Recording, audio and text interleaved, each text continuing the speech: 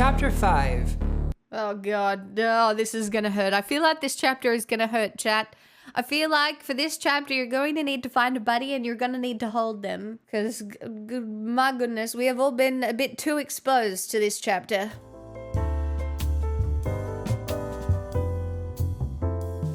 Sar, I'm gonna talk about Joro once again. But first, story time. Chapter 1. Anita.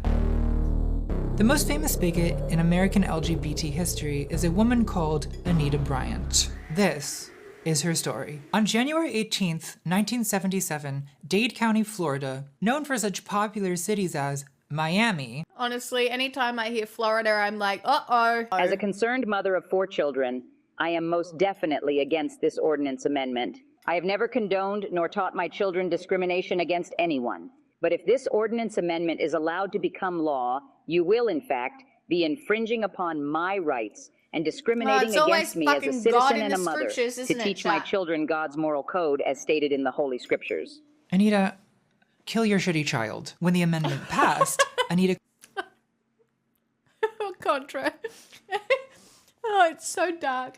I love it. It's so dark. It's so, oh. In other words, gay people already have equal rights, just as long as they stay in the closet and don't do anything gay. That's very helpful. Thank you. Has anybody been acting gay recently? Repent.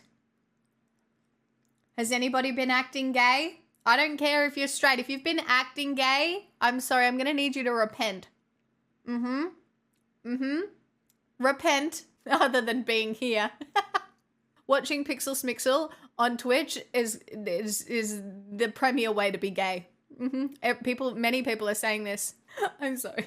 Anita also argued that allowing flaunting homosexuals to teach children was tantamount to gay recruitment. What does it mean to flaunt being gay? Just out of curiosity. Like, where is the line drawn on that? Just, like, what is that? Where's the line drawn? Like, is it if you wear rainbow? Like, is it if you paint your nails? I wear a giant rainbow top hat that says I'm gay. The line is basically existing. Yeah, that's my point. Biologically, that God made mothers so that we could reproduce. Homosexuals cannot reproduce biologically, but they have to reproduce by recruiting our children. It's the exact same argument. I really hate that conservative line that a woman's meaning in life is to get dicked up and have children. Ooh.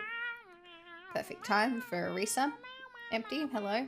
That's being used today by right-wing politicians who claim that queer people are groomers. This wicked book, me and Earl and the dying girl sexually indoctrinated with wicked, vile books. And she believes in traditional marriage between a man and a woman. And in that book, it talked about 2 moms. Honestly, people who hate gay people this viscerally are a little bit gay. They're just repressing it. I swear to God, people who are like this anti-gay are just repressing so fucking hard. And you know it. You know it. The Democrats are the party of pedophiles. The Democrats are the party of teachers, elementary school teachers. Did you see Epstein's book, right? As much as we like call out, like, look, Hillary Clinton, not great. Obama, you know, still part of the DNC, right? But were they in Jeffrey Epstein's little black book? No. Was Trump in Jeffrey Epstein's little black book? Yes. So, I mean, it's just interesting to me that it's like the Democrats are the secret blood-sucking pedophiles when the people in the little black book, well, it says otherwise. I don't know if the Clintons were in the book. Were the Clintons in the book? I don't think they were. Okay, maybe I'm wrong. Maybe it was the Bushes. Maybe it was the Bush. I don't know. I don't remember. Sorry. Fake information. Meanwhile, Anita's campaign inspired more anti-gay legislation, including bans on gay adoption and same-sex marriage, both of which passed in the Florida Senate, as well as the failed Briggs Initiative in California, which would have forced public schools to fire gay teachers. You can see that this is really setting you up for, like, the conversation around what J.K. Rowling is doing, because it's, like, it's history repeating. It's just, it's a replica moral panic of this. Like she famously told Playboy magazine, Why do you think the homosexuals are called fruits? It's because they eat the forbidden fruit of the tree of life. God referred to men as trees, and because the homosexuals eat the forbidden fruit, which is male sperm. What? Damn, I didn't know to be gay you had to eat male sperm. Fuck. Did you know that, chat? This is so informative. And of course, there was the famous incident where a gay activist smashed a banana cream pie in Anita's face during a TV appearance. And went into a place called Norfolk, Virginia, and were met with protest and all kinds of problems. And Security agent, security agent. No, let him stay. No. Let him stay. Well, at least it's a fruit pie. Miami-Dade County. Okay. In 2021, Anita took another metaphorical pie to the face when her granddaughter, Sarah Green, came out as gay. No.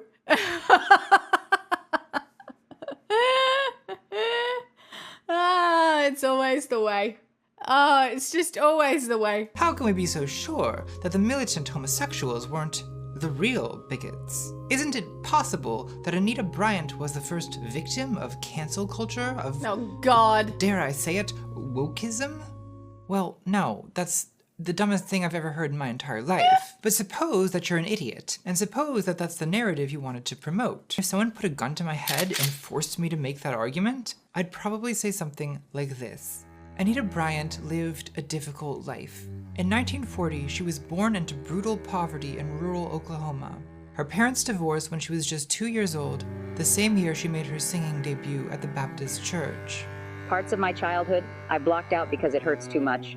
I guess I was happiest when I was 8 years old, and my parents were remarried, and I was baptized and came to know Christ as my personal savior. I always find it funny how in these situations, like, women whose fathers fuck off turn out to be conservative mouthpieces. Like, it's so interesting. It was real painful, and it just about killed my mother. She was a very submissive wife. She was too submissive, and it angered me. She let my... God, she was halfway there. If only she had figured out that we were just trying to liberate gender roles. Do you know what I mean? If only she had figured out she was halfway there. In 1960, Anita married Bob Green, Miami's top disc jockey, though only after he relentlessly badgered her into it. This is what heterosexuals do, fellas.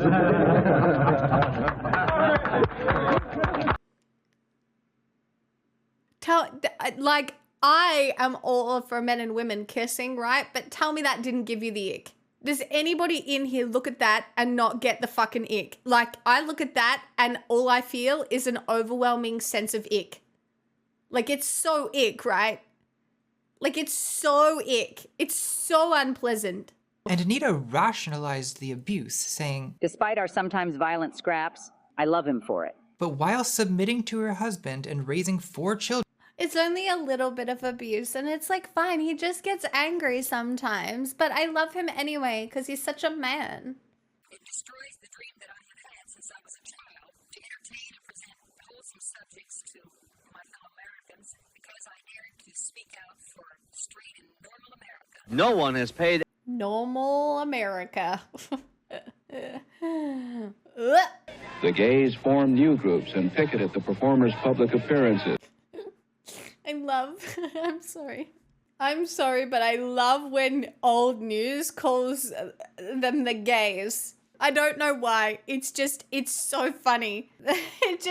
It's so casual now, like we'd say it ironically. I do think it would be fair to say that a lot of the rhetoric did take on a misogynistic tone. Lillian Faderman recounts that lesbians, particularly lesbian feminists, abhorred the sexist terms that were being used to characterize Anita Bryant. Bitch and whore, gay men called her. I think that's a good take. I do think that a lot of the vitriol that is spurred towards women is misogynistic because that happens. This is the thing, because everything is so rooted in patriarchy that sometimes even when a woman does something bad, she gets treated 100% worse than a man would in that situation, because women become lightning rods for misogyny and valid criticism and hate. I love homosexuals, if you can believe that. I love them enough to tell them the truth, because I know that there is hope for the homosexuals, that if they're willing to turn from sin the same as any individual, that they can be ex-homosexuals the same as there can be an ex-murderer, an ex-thief, or ex-anybody. Homosexuals, basically the modern version of Christ the Redeemer. Do you know what I mean? You have the opportunity to redeem yourself. Be evil for the opportunity to redeem, okay? Chat, were you thinking about being good-ish today? Absolutely not. You need to do something bad so you can have the chance to redeem yourself so that you can get some of that sweet, sweet Christian loving. Let's suppose there's no longer a gun to my head and ask, did Anita Bryant really deserve that pie to the face? Well, yes. Obviously. Look, the point I'm trying to make here is that it's possible to take genuine virtues like nuance, empathy, and impartiality and to twist them into fucked up apologia for horrible oppressive behavior. That's so fucking true, and it happens all the time on the internet at the moment. There's good people on both sides. It's fine. The fascists, they mean well. They mean well. They're trying to protect the institution of order. There are some people that you have to give room to learn. I do truly believe that, but, and I want to make this very fucking clear, if you are part of a marginalized group, you do not have to be the person to have that argument every single day. You do not have to argue for your right to existence every single day. That can be the role of allies. That can be the role of other people. But we have to move people. We have to move people in order to make a difference.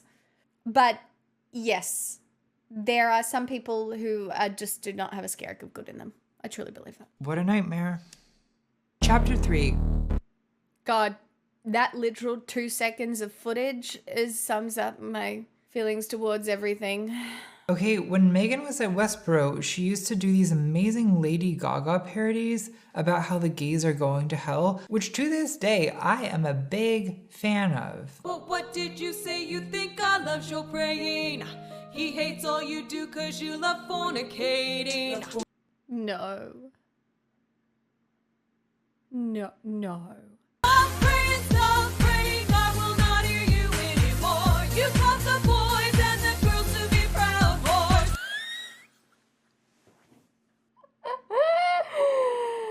No! Oh my god!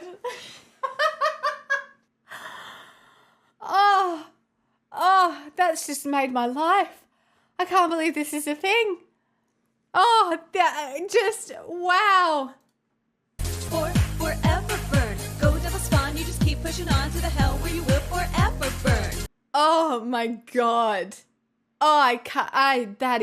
I'm gonna need to watch that full song at some point. I'm gonna need that. As a representative of proud whores everywhere, I feel like I am going to require that song. Do you know what I mean? Oh, man. Megan contacted me for her podcast because I had criticized J.K. Rowling in a video a couple years ago. Now you might be wondering, why would I think that a person who's been carrying a God hates sign most of her life would be the correct person to lead an international conversation about the intricacies of LGBT issues? Because I'm an idiot. Happy? Basically, I agreed to the podcast because it's a pretty irresistible pitch. A former member of the Westboro Baptist Church wants to mediate a conversation between me and the author of Harry Potter. Would you say no to that? I mean, I don't know. It's really hard to say no to things that put your name out there like that. I don't know. And like it's obviously, I don't think it's her platforming either. So you can't make that argument. And to be honest, like Contra probably has, like if I haven't heard the podcast, but Contra probably has the rhetorical skill to be able to have that conversation, but I'm going to guess that it wasn't a fair playing field. So I disavowed the podcast on Twitter because I didn't want my name lending legitimacy to some kind of unearned J.K. Rowling redemption tour. I said in these tweets that I felt used, which that is how I felt, but ultimately I need to take full responsibility for my involvement in this. The thing about being a guest on a documentary like Wow, I like it. Contra, I like it. my wishful thinking was that because Megan left Westboro, that must mean that she must understand the intricacies of Chat, when clout is involved, you can't help yourself. You can't help yourself. This is the thing. Sometimes you perceive something as good for you when in reality it won't be. I mean, look at people who cause drama in political spaces until they get cancelled to the point where they're just like not friends with anyone. Like, it happens so often. And they ruin their careers before they even start. Like, if they want any sort of voice in like an online political movement, they go farming clout by involving themselves in drama and then shoot themselves in the foot before they even get going, because it is so enticing.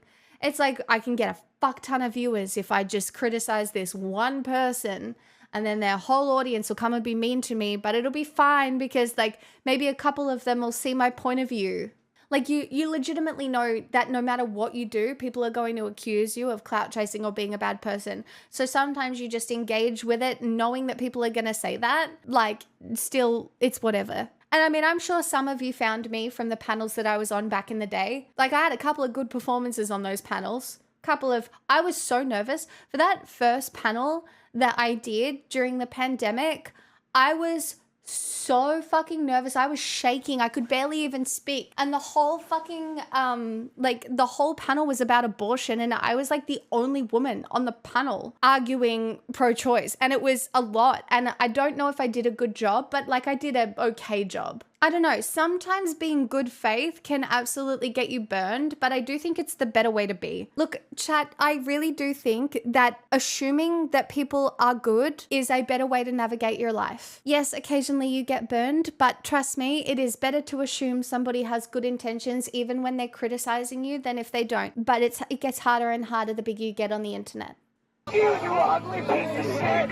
You look like you got your teeth knocked out, you fucking fascist! Nobody knows who you are and nobody cares and you will die alone! See, the die alone is misogynistic, but it's always interesting how they just use those sort of clips to enhance the narrative. We're all gonna die alone, chat. Stop using it as an insult. On my last day editing this video, I got in touch with Noah. I asked him if he had any thoughts about the podcast he wanted me to pass along, and this is what he said. I want to emphasize that the stakes of this issue are very different from any sort of rhetorical debate. Conversation, dialogue, and debate are important, but for many of the most vulnerable people in society, the outcome of this conversation dictates their health, well-being, and ability to survive. How we treat or talk to people like J.K. Rowling should come second to fighting for maintained access to healthcare, support, and general resources for children and adolescents seeking gender care. I agree.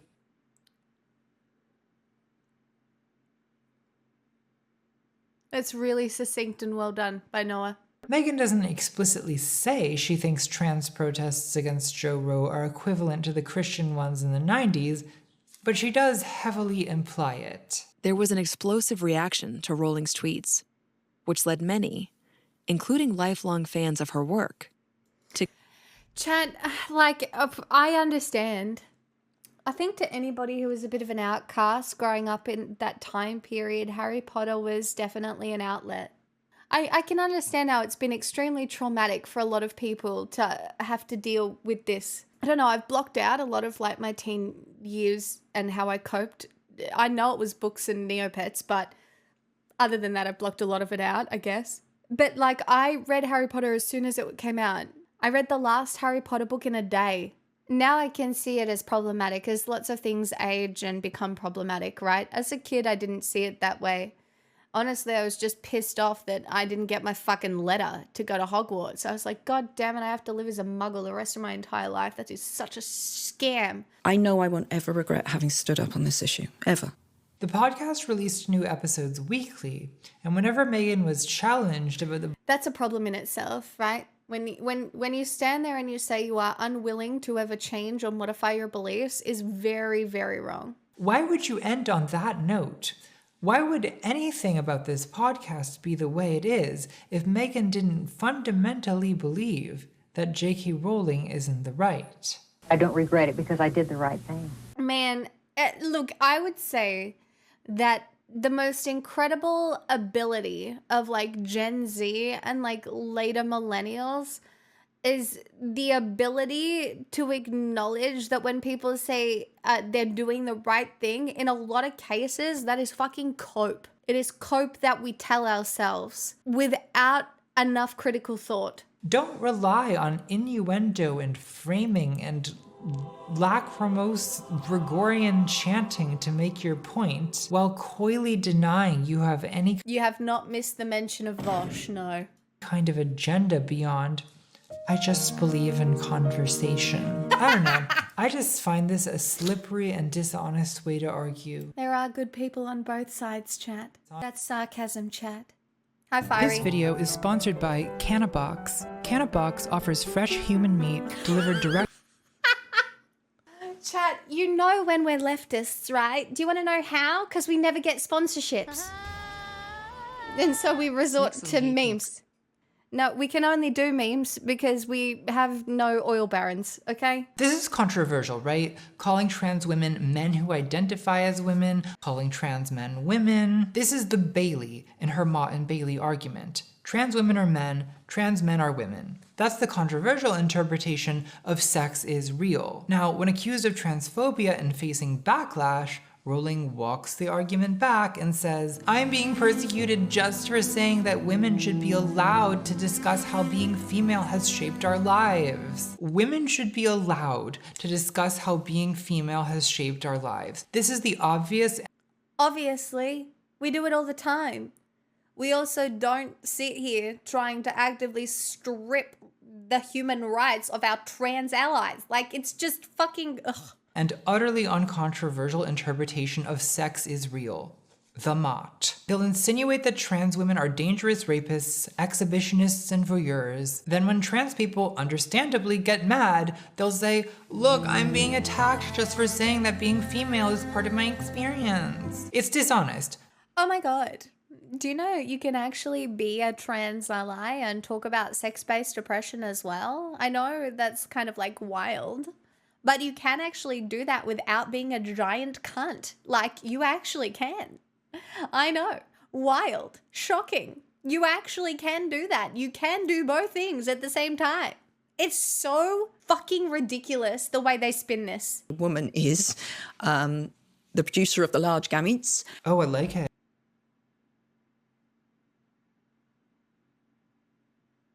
Oh god, if that is your answer to what is a woman, I'm gonna need you to kindly step aside. Please, please step aside. Please, God. Please. Oh, God. Large gamete producer says, JK isn't anti-trans. Give me just one direct quote that she has said which is anti-trans. Oh, what's that? You can't find one? Well, color me shocked. Let's take a look at large gamete producer's profile. Trans women are not women, they are men. Trans men are not men, they are women. Nothing can change that. Sex is binary. Wow, how does it feel to be that wrong? What J.K. Rowling does do is tweet again and again about transgender rapists, about the danger trans women pose to cis women. She implies that trans-inclusive language is equivalent to the dystopia of Orwell's 1984. She writes at length about the vague, nefarious cabal of endocrinologists and ideologues that is supposedly persuading confused, vulnerable girls to transition. Okay, here's probably like, it's not a hot take, but I will say it's a part of what's happening right now. The reason they get away with this, and the reason I think that they get away with this, is because I felt a level of this when I was a young woman. Like, there were so many times during high school when I was like, fuck, I wish I was a boy, right? That's why they get away with it. But I can tell you right now, not once did I ever question my gender. And I don't think that's different now. I reckon there are still women out there who look at the patriarchy and go, fuck, man, I wish I was a dude. And they're not trans at all. And yet because being trans has become so much more accessible and people realize that they are trans earlier on, and it's good for them. It's good for them. I not once experienced like actually wanting to transition or actually like questioning my gender. But did I think fuck being a woman is bullshit in this society? Absolutely I did. Because I knew. But the reason they get away with it is because people like me felt that way. And because a lot of women can articulate they felt that way, they project those feelings and those experiences on the young people of today. Gender liberation, like that's it. It's really not that fucking hard. I do think that society is becoming far more complicated to navigate. But the reality is that is going to happen anyway. And it's either make the effort to learn or live in your bigotry and die in your bigotry. And there's a whole lot of people who are going to die in their bigotry because they are unwilling to take a step outside of their own life experience. Rowling has also attacked pro-trans politician Nicola Sturgeon, calling her destroyer of women's rights via a t-shirt she got from anti-trans hate monger Posey Parker. Yeah. This lovely little lady got chased out of town in both New Zealand and Australia, so... By the way, since I know there's a few new people in here right now, I just want to tell you that right now in Victoria, which is my state, there is a trans flag flying at Parliament. And our Premier literally spoke about trans rights and for trans rights. I occasionally just want to share that, not to brag about the fact that I do live in a good state, but mainly just for a little bit of hopium. My own partner is a cis lesbian, and I asked her if she enjoys J.K. Rowling defending her from the transsexuals, and she said, "It makes me want to gouge out my eyes like Oedipus." By the way, so that's it, right? It's over. Case closed. Yes! The fan! Oh, God, I love Contra with a fan. Can I have a fan? I could be really good with a fan. Can somebody get me a fan so I can, like... have a fan? I don't have a fan. Can somebody get me a fan and a gavel? Chat, send me props. My God, what are you good for if you're not sending me props? God damn it, send me props. I'm joking. You don't have to do that. It's fine. Chapter 5. Oh God, oh, this is gonna hurt. I feel like this chapter is gonna hurt, chat.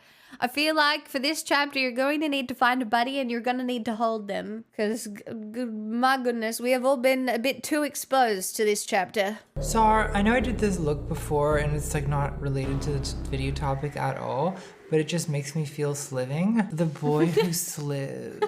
So Megan Phelps Roper's viewpoint seems to be that scorn and condemnation. I love that Paris Hilton-ness has now become camp. And it's like, it's just so perfectly camp to be like, oh my God, sliving. What are you doing? I'm sliving. Like, I don't know. I love it. I can't help but see in our public discourse so many of the same destructive impulses that ruled my former church. And I can't help but see in our society the takeover of the chicken nugget. When people all over the internet do be talking about the chicky nugs. It's honestly very clear to me the disintegration of the fabric of society towards the inevitable chicken nuggetification. I can't even, like, what? Like, shut up. It's like, it's the most, like, pseudo-intellectual, like, oh God. You can just tell when somebody is speaking, like they know what the fuck they're talking about and they just don't. They never do. They don't. We have to accept that realistically, persuading all the bigots is just not an option. Yes, we should convince as many people as possible, but there will always be bigots. I mean, like, I try really hard to navigate my shaming in a way that is conducive and not necessarily personally attacking, unless somebody comes in here and goes off on some sort of, oh my God, you're such a, like, feminist bitch rant, right? But the fact of the matter is, some behaviors, they're like, in society, shame is a very, very motivating thing. And it fucks a lot of people up unintentionally because shaming is done in the wrong way a lot of times. Like, kids are cruel. People are cruel. And it's generally an unkind thing to do, to shame someone. Unless it is about their fucking bigoted opinion. I don't think it should ever be about their appearance. maybe not even their history, but it should absolutely be about their actions and their ideology, and it's okay. I will shame pro-lifers because of the very tangible harm that comes from their ideology. 20-year-old white nationalist Peter Saitanovic became the face of the fascist Unite the Right rally in 2017. Peter was unrepentant in interviews he gave immediately after the rally, but he began to question his beliefs after befriending a Muslim woman who, according to Charlotte McDonald Gibson, challenged his views without insulting him, allowing him to understand the hurt he had caused. Okay, that works in some cases, but it doesn't work in all. In a 2019 interview with the London School of Economics student paper, Peter said, I don't like the whole transgender thing. You're born either a man or a woman. So he maybe still has a little bit of work to do. Yes, when I was a baby and I crawled out of my mum's vagina, the first thing I wanted to do was fulfill all of my gender roles that society told me as a baby. That's exactly what I wanted to do. And it was just so much fun. And it was the sole focus. And from the minute, I was just like, oh my goodness, hello world, let me find a man. It's so wild to me.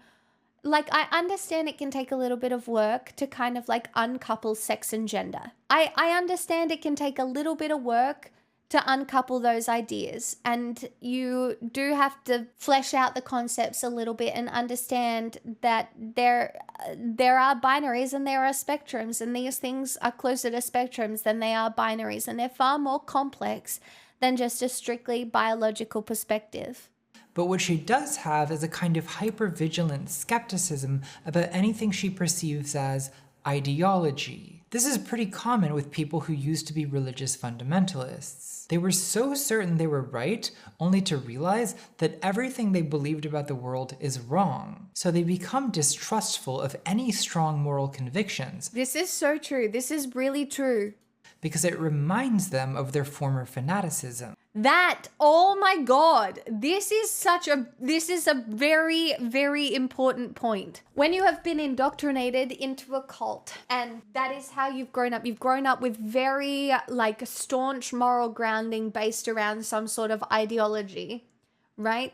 When you finally unpack that and get to a point where you have unpacked that, you then become inherently distrustful of other ideology, including ideology that is kind and progressive and, it doesn't exist on the same manipulative scale as the one that you were born into, but your brain has a hard time recognizing that because you have put all ideology into this fucking bucket of manipulation and trauma. It reminds me of this awful episode of Joe Rogan feat Ben Shapiro. Oh, God. Where Lil Benny... Oh, God. Oh, where was the content warning? Oh, jeez. God. Both in the one go? I mean, God. Contra. Fuck. Argues that gay marriage is immoral with his usual whining sophistry, and Joe gently raises objections for Ben to talk circles around. The human sex drive was made to procreate within a stable relationship in order to progenerate and have future generations of people. Misuse of that sex drive in any way, whether you're talking about from masturbation to homosexual activity, is therefore a diminishment of the use of that drive. Actually, the human sex drive, is made for, stress relief and procreation. If you want to go, full-blown, biology bro, come into my channel. Who am I? I'm a biology bro. I'm the coolest biology bro you've ever seen. And I'm vagina, penis. I am talking full-blown biology. Do you want to know what studies show about why traditionally, men's sex drive is higher than a woman's sex drive? It's sociological. It's because men being able to self-pleasure more means that their sex drive is higher. Whereas because women, in a lot of cases, have been socially conditioned to not engage in that behavior, a lot of times their sex drive can be lower. There is a biological basis for that, and you're going to tell me it's not social? These things interact. They are not, you can't just look at one part of what's going on and be like, that's actually a fact. That's how things are. The penis goes in the vagina and it feels good, and then they make a baby, and that is the point. Because if that was the fucking point, would babies not be made fucking much easier? All of the top comments on this video are like this. Imagine talking about different beliefs while still having a productive conversation. Things Oh my god, both sides. Two rational men. God, I love them. Oh my god, there is nothing sexier than a rational man. The discussion here was excellent. Two guys with opposing opinions, speaking calmly and intellectually without cursing, shouting and making... And I can't wait until they go jack each other off behind the scenes. It's gonna be so hot. Andrew Dworkin claimed that penetrative heterosexual intercourse... You know, really, God was kind of out here being like, you know what, dude? If she doesn't get wet, maybe you should stop. Maybe God believed, if we're going with the whole God thing, maybe God believed that men would, you know, be a little bit more rational in their thinking and be like, well, if she's not wet and it's a bit hard to get in, maybe I should stop. Wild. Didn't really work out that way, but it could have. I mean, maybe it was right in theory, you know? Maybe it was right in theory. Beto O'Rourke does not get to raise my child. And if he tries, I will meet him at the door with a gun. That is insane. Man, that was so alpha. What, just sexy? I also know God created you just like he created me, flaws and all. I believe I have a gene, they've never found it, that makes me very susceptible to alcoholism because it runs in my family. So does craziness, but it runs in my You've got to be kidding me. family. Well, Dave smiles and nods, probably because he's thinking about how much he enjoys the taste of boots. I mean, this is how you get fucking rich. Let me teach you how to be a classic woman. Sponsored by literally every big corporation ever. If I didn't use the word patriarchy, if I didn't use the word capitalism, if I didn't use any sort of like word associated with politics, you don't even have to grift to the right, you just have to grift to not being political. Bigots like Graham want a perpetual debate on their own terms because this is how they dignify their pearl clutching. It's how they convince the public that their moral panic about drag queens on TV is actually a valid concern. It's why there's an argument to be made for not meeting conservatives on their fucked up fucking assumptions. And yet it's impossible to do because the hardest thing about the conversation today is that a lot of people are working on two entirely different sets of facts. Before I move on, I do want to clarify that I do think there are trans issues that are legitimately debatable by people who are not bigots. In my opinion, trans women in women's sports is one of those issues. But it's a complicated issue. Like, first of all, which sport are we talking about? That's the little bit of contra spicy that we love in a contra video. She's not wrong, but it shouldn't be spicy, but it is spicy because a lot of people use that to justify trans hate. It's very hard to disregard these conversations when they are happening directly within the trans community, and I think that's probably healthy. But it is a little bit spicy. But she is also attempting to show herself as a reasonable commentator in this situation, which I think is important. Currently, a lot of the people who are vocally against trans women in women's sports sound like this. And we will keep men out of women's sports. Right? And that's the point. Because if you just go no, it allows the conservatives to weaponize how it's affecting children to get to rhetoric like this. I'm just protecting the children. I'm protecting the children. So if you don't have the conversations, you're literally empowering people being like, no, they have no fucking nuance and they're just so staunch in their beliefs. Competing in sports, there's 3 trans girls. 2 of them are graduating, but they have the ability to check genitals. What are the cis girls going to do when they ask to see their privates? How traumatic is that going to be for them? That's why it should not be a thing. Anybody should be able to opt out of those situations based on that situation itself. You should not be able to check genitals full stop. Guys, to give you an idea, I didn't even want to swim at school because I was so self-conscious of my body in general. And I have a very traditional cis woman body. And I did everything I could to get out of swimming, sports, all of it. I've always been happy to acknowledge that angry trans people on Twitter sometimes take things too far. Things like death threats or misogynistic insults, I don't support that, and I've called it out in the past. Like when the leftist streamer Vosh, drama alert. Oh, no.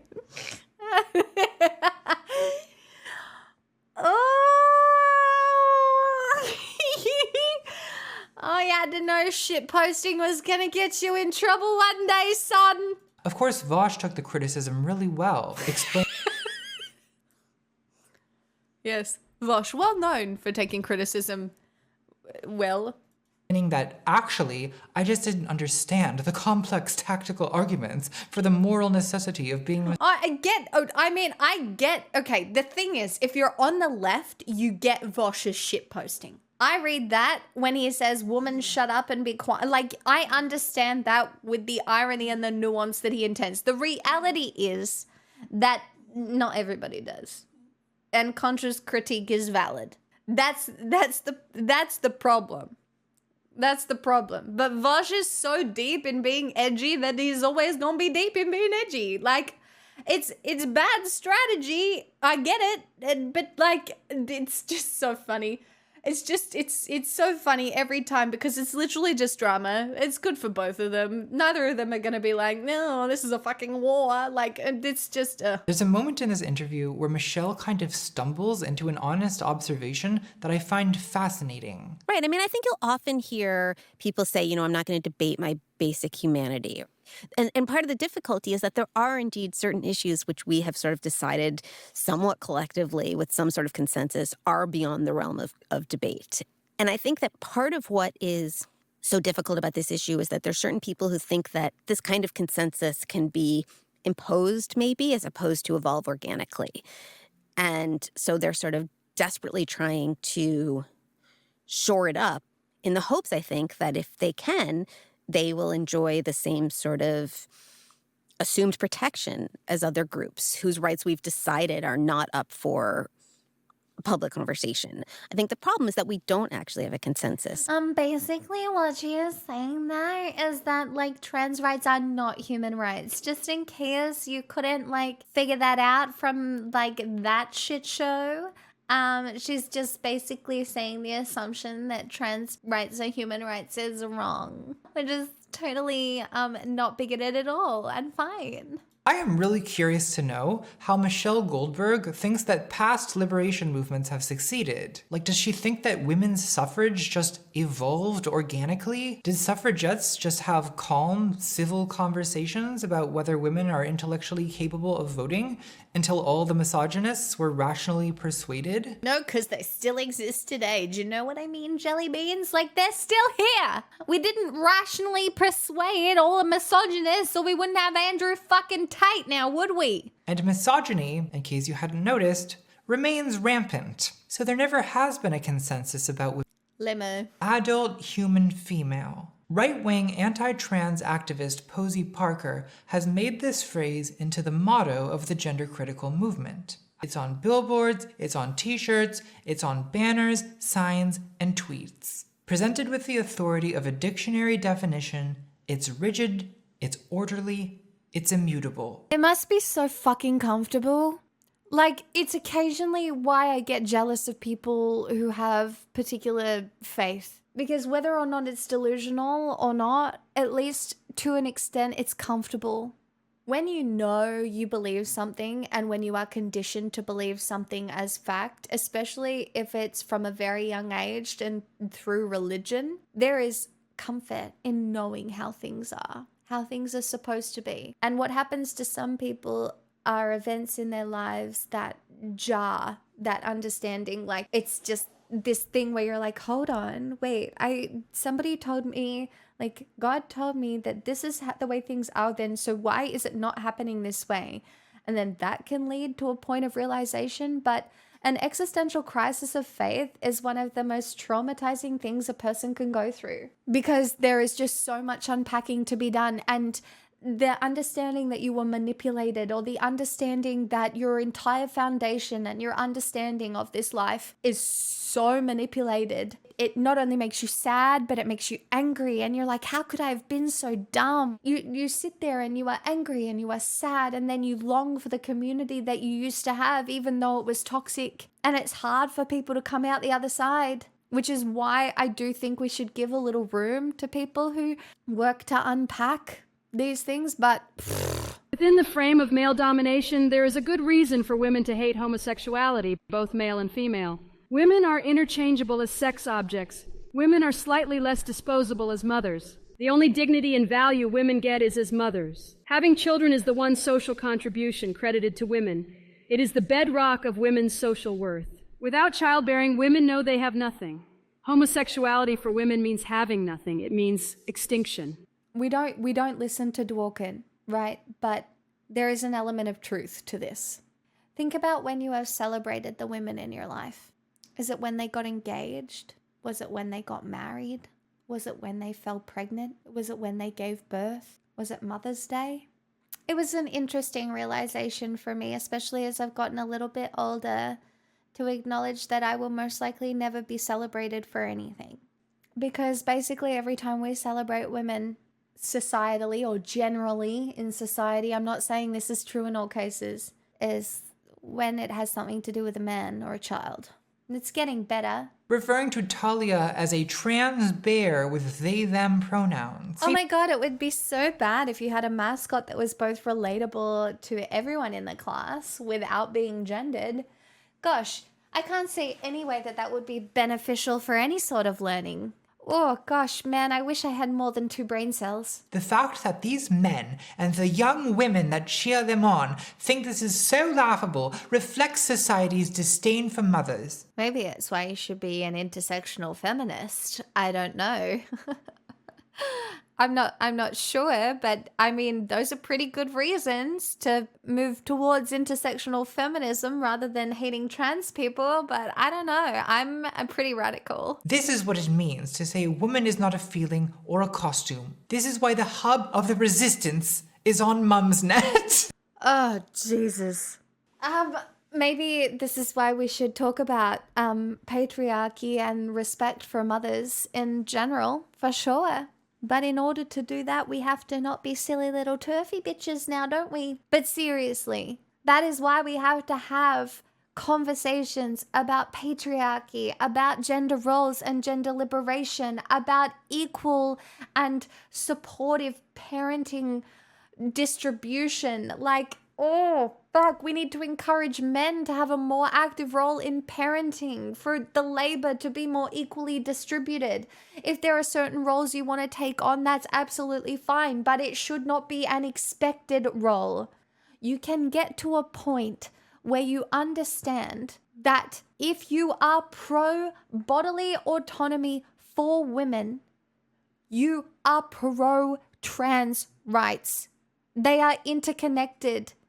They are part of the same discourse. They are on the same path to gender liberation, to a society in which respect across the board has nothing to do with what's in your fucking pants. Maya is taking legitimate feelings of being overburdened and underappreciated and displacing those feelings onto transgender people. It's like finding a specific thing to hate because you don't understand the system. You're just being hateful towards trans people because you're so angry at your own situation, and it's so much more difficult to hate a system than it is to hate a fucking person or someone you can tangibly yell at. And she describes the lingering trauma from her first violent marriage. The marriage at this point has turned very violent and very controlling. And that, she says, is why she decided to speak out against the transgender movement. If you try to understand this rationally, it looks like a total non sequitur, but if you look at it emotionally,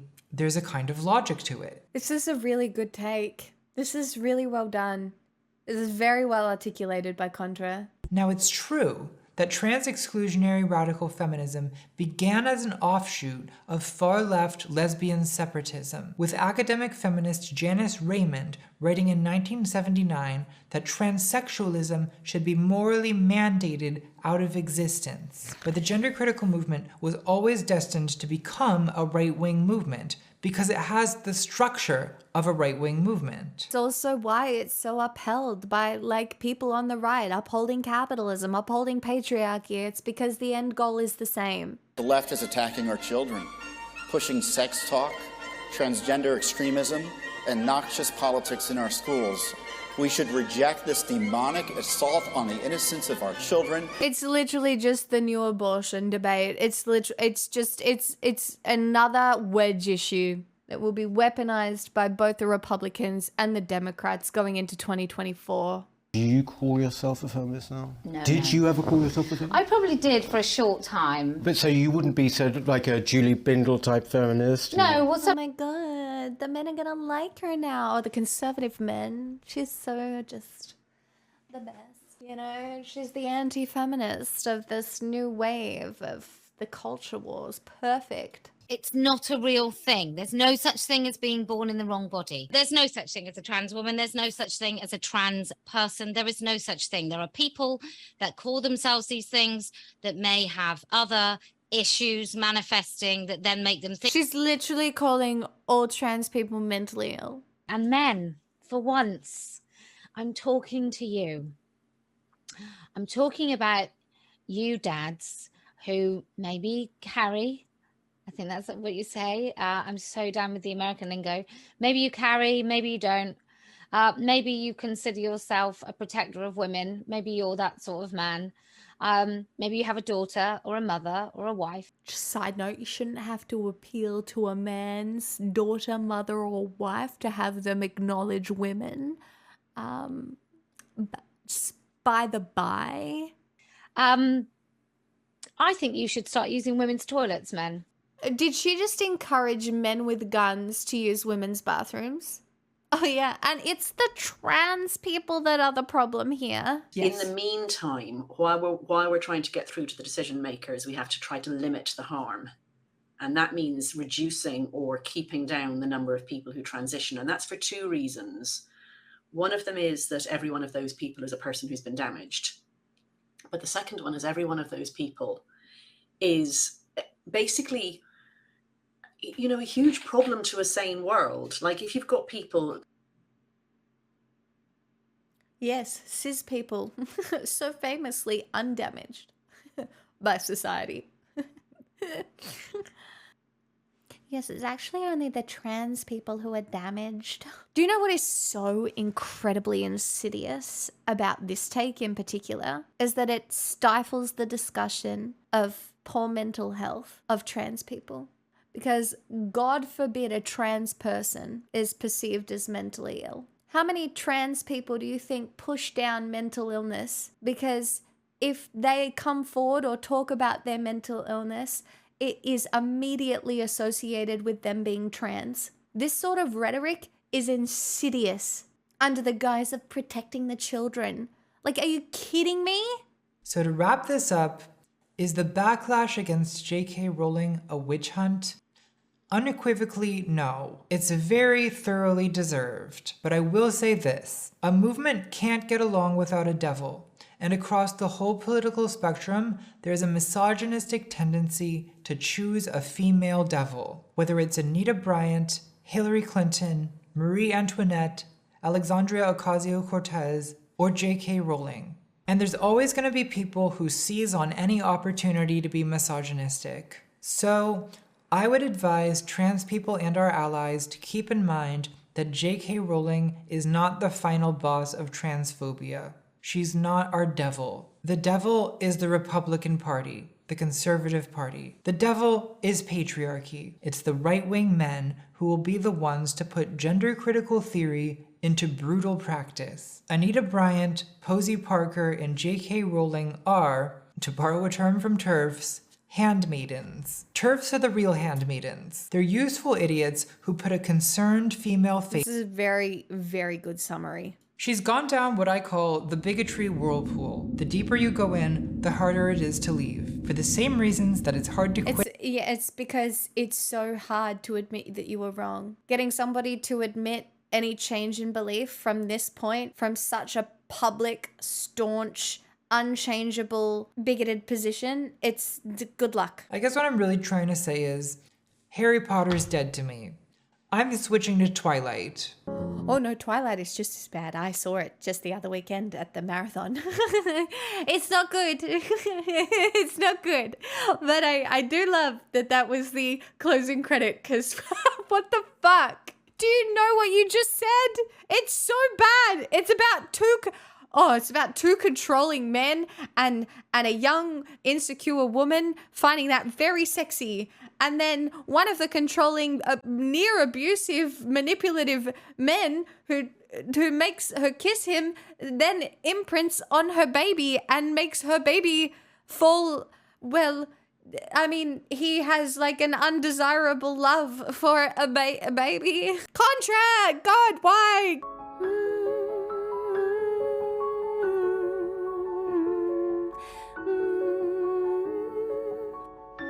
Yes, it's Debussy. It's actually the piece of piano that Edward plays for Bella when he first shows her his bedroom. It's so very sexy, and there's no bed in his room because he doesn't sleep, and so then they dance, and it's so sexy, and then he makes her get on his back, and then he flies out the window and climbs up a tree like a monkey, and it's so romantic, and they get to the top of a tree, and it's very romantic, don't you know, 'cause it's so dangerous but safe at the same time. And it's everything women wanted when we were young and had no idea that it was very bad emotionally.